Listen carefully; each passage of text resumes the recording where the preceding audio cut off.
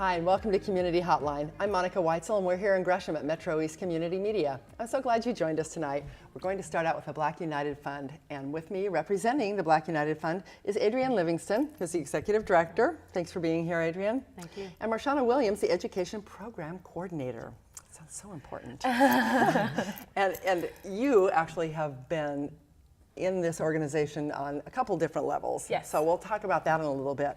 But the Black United Fund of Oregon, I met the development director from the Black United Fund of Oregon at the Oregon Public House, which is one of my favorite places because it's, you know, it's a pub where the money goes to benefit nonprofits, which is pretty darn cool. And I didn't know a whole lot about it, but you folks do a lot of good stuff in the community. You're providing scholarships, you're providing support and encouragement in all sorts of ways. So maybe you could start, Adrienne, and tell me just a little bit of the history and how the organization got started and why. Okay, definitely. We actually were started in 1983 from a group of African American leaders that wanted to participate in philanthropy. United Way, who started the Workplace Giving campaign, that whole model, they were the ones that were there and really just saying, what can we do to encourage individuals to give to our African American community?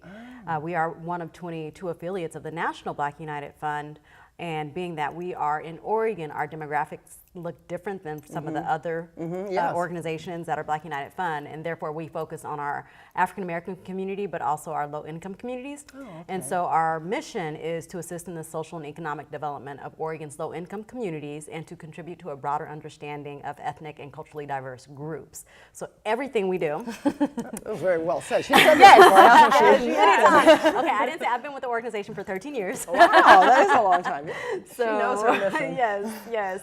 And so everything we do is with the lens of equity and looking at our, where are our gaps. And unfortunately, when we look at our youth, gaps are with our African American and Latino youth, a lot of even Native American youth as well. So just with what we do, it's really to help.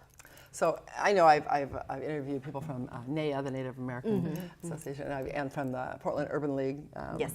And both of them talked about the fact that the job situations are really tough, especially for low income and for minority groups, and any support that can be given to kids that are any ethnicity, but really to be given to kids that have maybe a little extra going against them because it's that's a great thing. So how do you do that? What does the Black United Fund do to support the kids? Our biggest impact we see is helping in our education. So we feel that we really want to make a change in our low-income communities and minority communities is starting with those youth. And so our main goal is to help them get to the workforce, get them into college, keep them in college, help them after college, and later find a great job. That's whether with the STEAM careers, which is like science, technology, engineering, arts and mathematics, or any kind of trade that they're interested in. Right. And then also All Hands Raised is doing the Cradle to Career, the collective impact work, and looking at how do you really create a pipeline. And so the Black United Fund is looking at where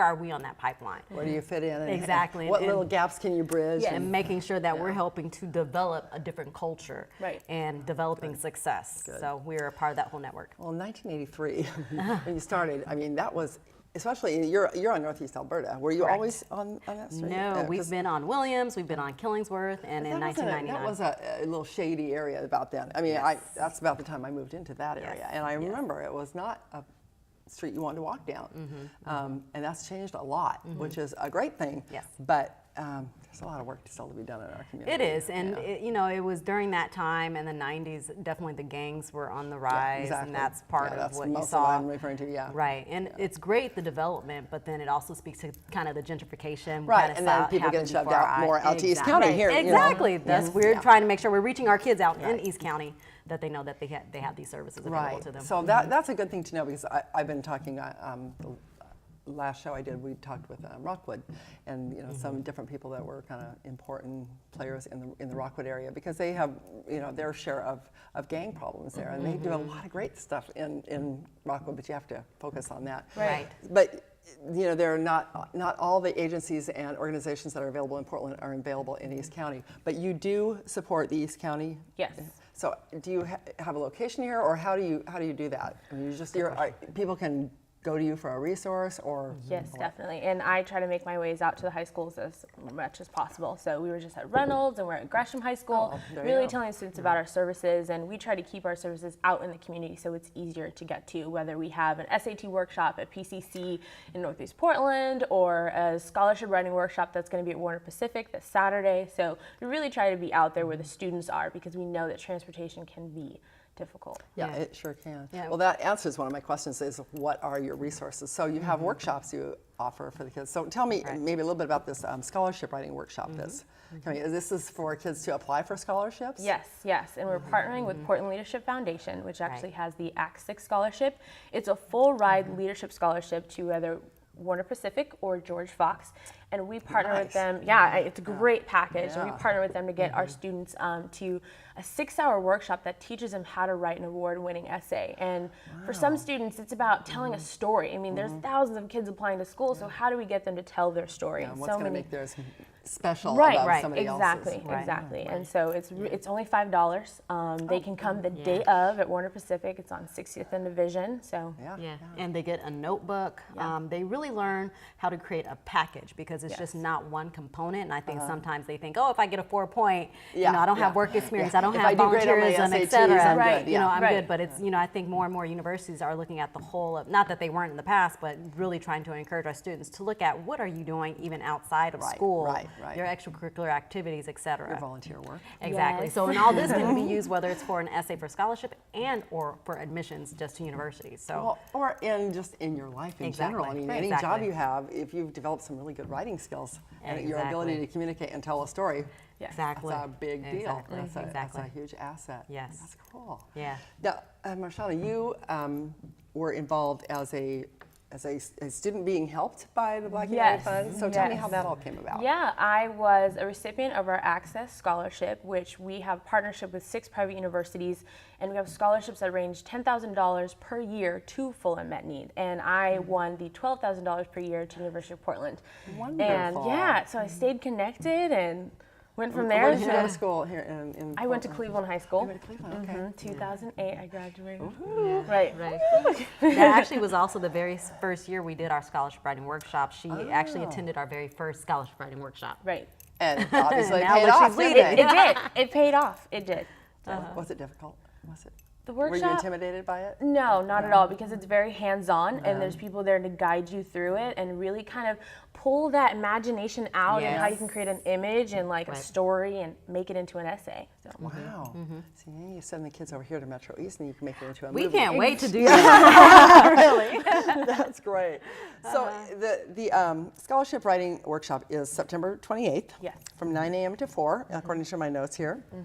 And the Access Scholarship is I have here that it's due February 1st. So the application for that scholarship is due February 1st. Yes, the application will be live on the 28th, so students can go on there and start creating an account. It is for African and African American students to go on, and so it's going to be a program where we introduce them to the schools early. They get tours, they go to workshops to really get them ready for this scholarship application, because it's quite a bit of money. I mean, that's a that's good a lot of deal, money. and some of them even get more than $10,000 or $12,000 per School year. is so expensive. Right. And you know, kids coming out with these incredible student loans is really, Yes. it's really tough. Yeah. So if they go to this scholarship writing workshop, they're obviously going to have the skills to apply for other scholarships Yes. as well. That's because our you can plan, get more than yes. one scholarship. Right, so, exactly. And that's the goal. exactly. And part of following up to the scholarship writing workshop, we're going to have scholarship application days where we have volunteers to work with those students to make a final personal statement from that essay that they had started. So we're hoping to introduce them to other scholarships like the Gates Millennium. So if you're first in your family, go to school to your doctorate for free. I mean, there's all kind of resources. So. Good deal. So are you still in school? No, I graduated last May. Oh, 2012. congratulations. Woo-hoo, yes. But now you're working at the Black United Fund. What a deal. Yes. Yeah, that's She's right. who we saw full circle, you know, someone having wonderful. a scholarship, the scholarship writing workshop, Yeah.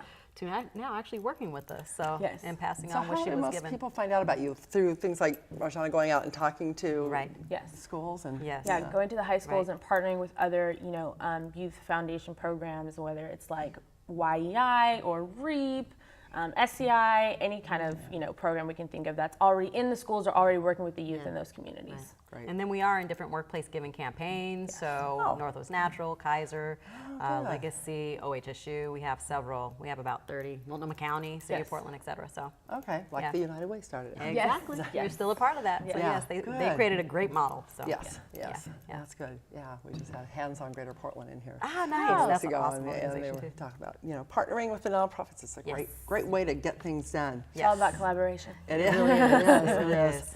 So what else can you tell me about Black United Fund? What other resources do you have? I know you work with the kids, but do you have resources for adults as well, or is it all the focus on kids? Our direct service program is more focused on kids, but it's through our grant making program that we can focus on others. And so with the funds that we raise through workplace giving, we're able to give out grants to other nonprofits that directly serve low income communities. Okay. And we are focusing on areas of education.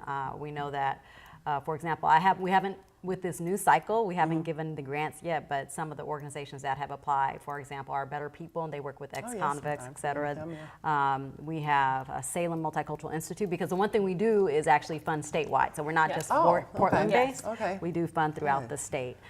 So all of the different programs that we're even looking at funding have to have that education component, and how are they Right. helping to feed into the pipeline of education. And it's a focus mostly on African Americans and other minorities. I would say we look with the lens of equity. So always looking Yes. at our communities of color, at African American community, but depending on where the entity is, we're going to say, how are you reaching out to your communities of color there? And are you being equitable? Because again, we might have grants coming in from Corvallis, Yeah. Salem, Eugene, et cetera. Right, right. But definitely, when it comes to our education program, we take all students. So, anyone who needs help, everyone needs help getting to school. It's expensive, so we want to help as much as we can. It is expensive, yeah. Yeah. And and speaking of different ethnic groups, come out here to East County, there is a huge immigrant population, and there's Right. so many people from other countries that nobody speaks the same language, Right. and the difficulties must be very. It's tough. It's tough to overcome You some have of those culture things. shock, you have culture Yeah. stress, Yeah. there's so many Yeah. different things, and Yeah. how to navigate, they don't understand that. Yeah. Same with the kids, if they're the first generation. We have a lot of first generation students coming through our sessions. They don't know how to navigate the system, and that's why we're there. We're helping them navigate Wow. Yeah. and do it Good. successfully. Yay. Yes, yes. It's even the 13 years. Are you, is this are you a lifer? Or are you, right, you. Okay. Well, no. she's laughing. She's heard this, huh? Yes. So yeah, this was the second job after that I got after college. Yeah. The first job was working at a hotel, and then this came along, and I can't believe, when you're younger, you think, oh, I can never work at a place for so long, and now I'm like, gosh, it's been 13 years. Oh my goodness, but it's been a great career. Good. Love the Black United Fund, how we're changing, transitioning. We're on Alberta Street, as you know, Right. and we do have about 9,000 square feet of space that we are looking That's a to lot of renovate. space. Oh, good. Working So what with kinds Portland. of things are you going to do there? Oh, nice. Portland Development Commission, they have a technical assistance program, so we're going through that. And the architects, it's Carlton Hart Architects, they just gave us a rendering of what it would look like to have 5 retail spaces. The majority of them would be 1,000 square feet or more. So you'd just be renting out that space. Exactly. And then so that money And would then go back into the... It would come back into the program, but even in what we're looking at and who we're looking at renting it out, like we would want to tie it to, my next question, yeah. yeah, we would want to tie it to our mission. For example, making sure that they have an internship space for even one of our youth. So how do we tie it back into, Yeah, even though yeah. they're there, they're paying for obviously the space, Right. we're going to tie it back into our program. Yeah, Right. That makes perfect sense. Or Yeah. find somebody who has actually come through the program and wants to start their own Exactly. business. There you go. Why and not? There you go. support them. Yeah. That's good. So, Okay. Any last words before we let you go about Black United Fund? What it's meant to you and in your life? Oh, it's been an amazing experience. I mean, me coming fresh out of college and having someone like Adrian as my mentor and teaching me professional development, and I'm able to give back to my students. So I've learned a lot. So from that scholarship writing workshop until now, I think I'm pretty good at writing.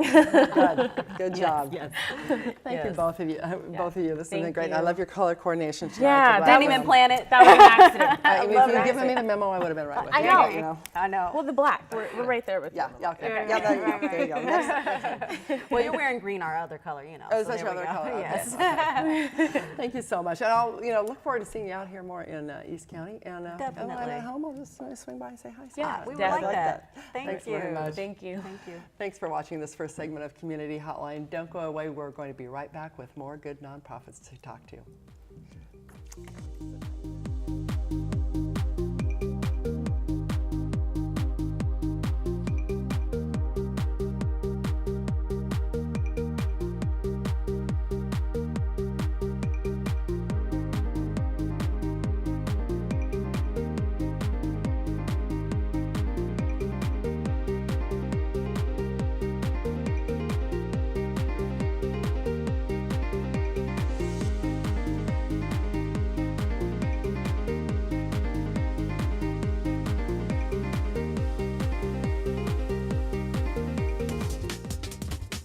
My favorite thing about community media is how people find their voice and tell their story. It's the message of, by, and for a community.